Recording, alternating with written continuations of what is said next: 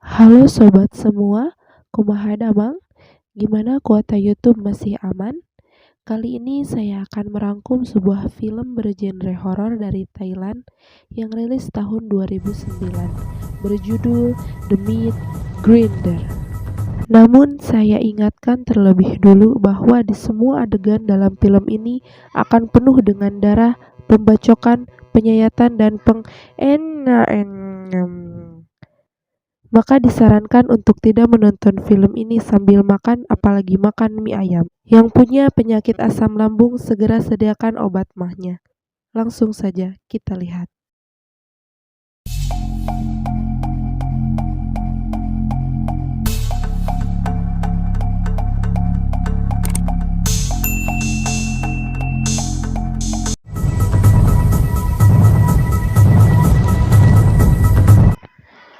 Film dibuka dengan adegan seorang wanita yang sedang melumuri bumbu ke atas daging, dan yang pasti itu daging manusia.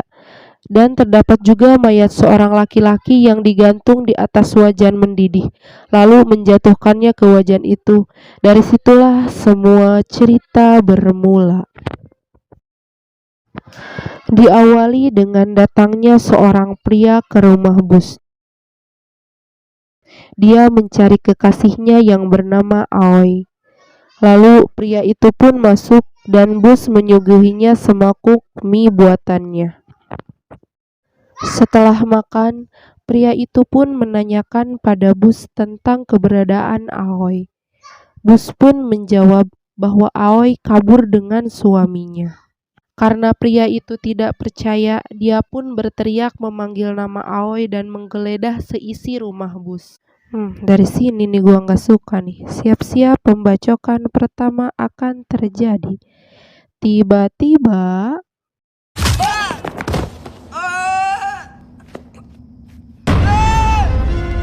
karena kesal, Bus memotong kaki pria itu lalu memukulkannya sampai pria itu pingsan. Lalu Bus menyeretnya ke ruang bawah tanah. Bus memaku jari-jarinya agar dia tidak bisa lari dan menutup mulutnya. Keesokan harinya, datanglah seorang rentenir yang menagih hutang dan mengancam akan menyita rumah Bus. Ternyata, suaminya sudah menggadaikan rumah Bus untuk berjudi. Namun Bus meyakinkan bahwa ia akan membayarnya. Dalam kesehariannya, Bus tinggal bersama anak perempuannya bernama Bua. Dia selalu meninggalkan anaknya di rumah jika akan berjualan keliling.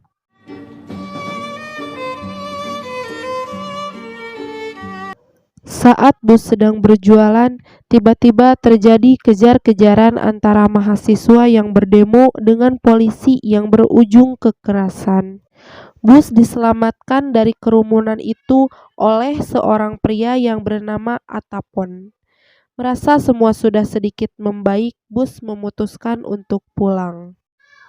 Sesampainya di rumah, Bus melihat kondisi pria yang ia sekap di awal tadi dan mengencangkan paku-paku di jarinya. Samar-samar ia mendengar putrinya tertawa di luar.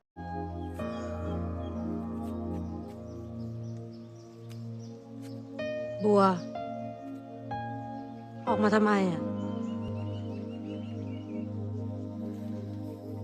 Bus menghukum putrinya karena sudah keluar rumah, di mana itu adalah larangan untuknya dari Bus. Sambil dia teringat dulu ibunya pun sering menghukumnya. Bua pun meminta maaf pada Bus. Bua menunjukkan ada darah dari dalam gerobak Bus. Saat dibuka, ternyata ada mayat salah seorang demonstran. Dari situlah Bus mulai terbesit mengolah mayat itu untuk menjadi bahan mie ayamnya.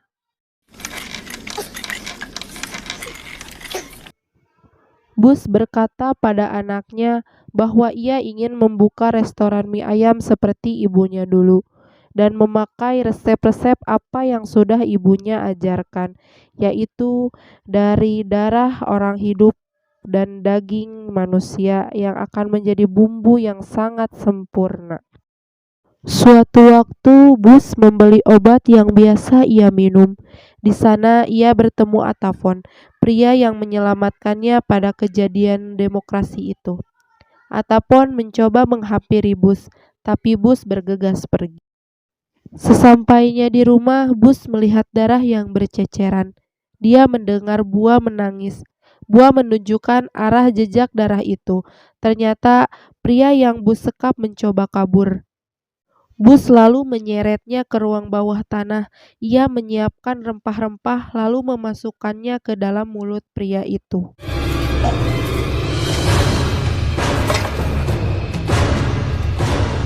Dan menggantungnya, membiarkan darahnya mengalir ke wajan, karena itulah yang diwariskan ibunya.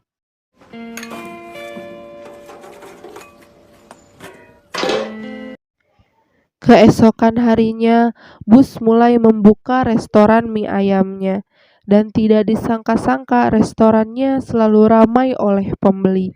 Saat Bus menyajikan mie-nya, tiba-tiba kepala manusia timbul dari kuah mie. Bus bergegas menenggelamkannya lagi. Gila, psikopatnya sudah mendarah daging si teteh nih. Atapon tiba-tiba datang ke restoran Bus. Atapon ikut senang karena usaha Bus berjalan dengan baik. Bus selalu menawari Atapon untuk mencicipi mie-nya. Dari sanalah mereka menjadi dekat. Atapon sering membantu Bus berjualan dan menemaninya berbelanja setiap hari. Di sela perjalanan mereka, Atapon menceritakan bahwa ia mencari temannya yang hilang pada saat demo itu, bernama Chad.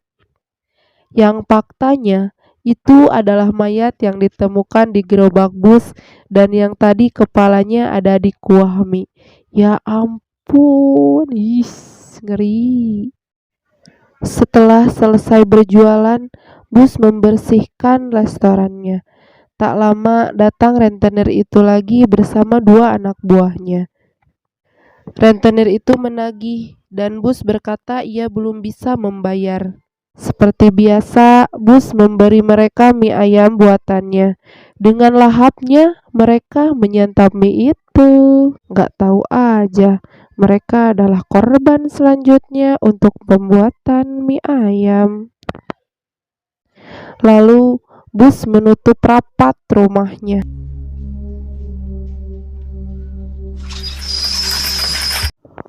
Oke, kita beralih dulu pada suasana pagi.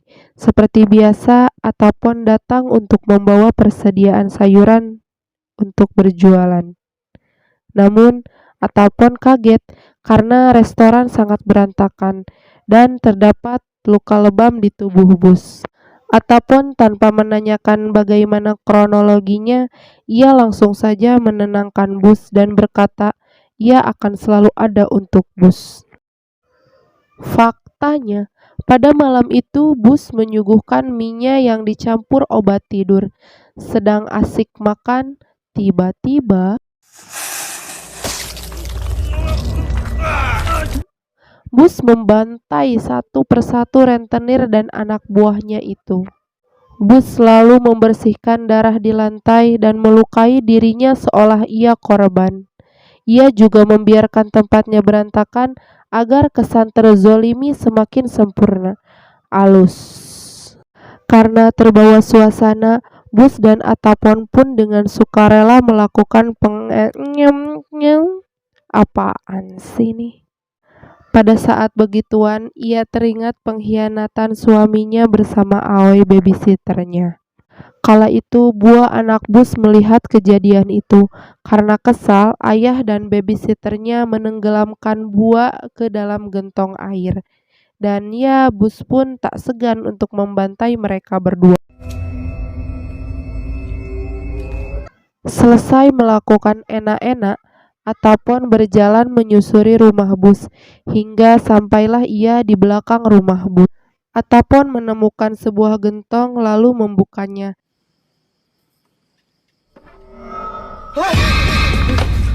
Betapa terkejutnya ia karena melihat di dalamnya ada mayat gadis kecil. Ternyata selama ini Bus hanya berhayal seolah anaknya masih hidup karena gangguan mental. Singkat cerita, Atapon membawa Bus ke kantor polisi untuk menyelesaikan kasus ini. Namun karena tidak ada bukti yang kuat, Bus pun dibebaskan. Setelah kejadian itu, lagi-lagi Bus harus merasakan kecewa karena mengetahui Atapon mengkhianati cintanya. Atapon tengah dekat dengan seorang wanita bernama Nida. Keesokan harinya, Bus menemui Nida dan mengatakan bahwa Atapon sudah menunggu di rumahnya. Sesampainya Nida di rumah Bus, ia diberi obat tidur lalu dimasukkan ke dalam akuarium berisi mayat.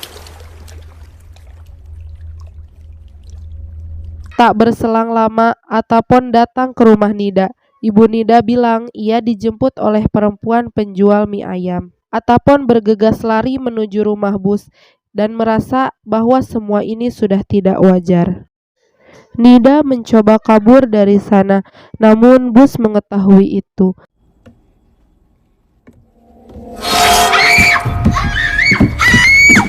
Saat Bus akan mengeksekusi Nida, untungnya dihadang oleh Atapon. Bus kabur, sedangkan Nida menuduh Atapon bersekongkol dengan Bus.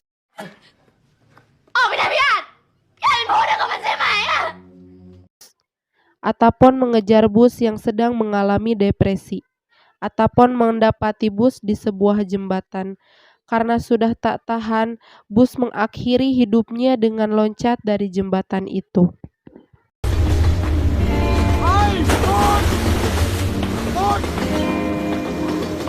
Setelah kejadian itu, Atapon ditetapkan sebagai tersangka atas percobaan pembunuhan terhadap Nida. Dan film pun tamat. Ending yang sangat, ya udahlah.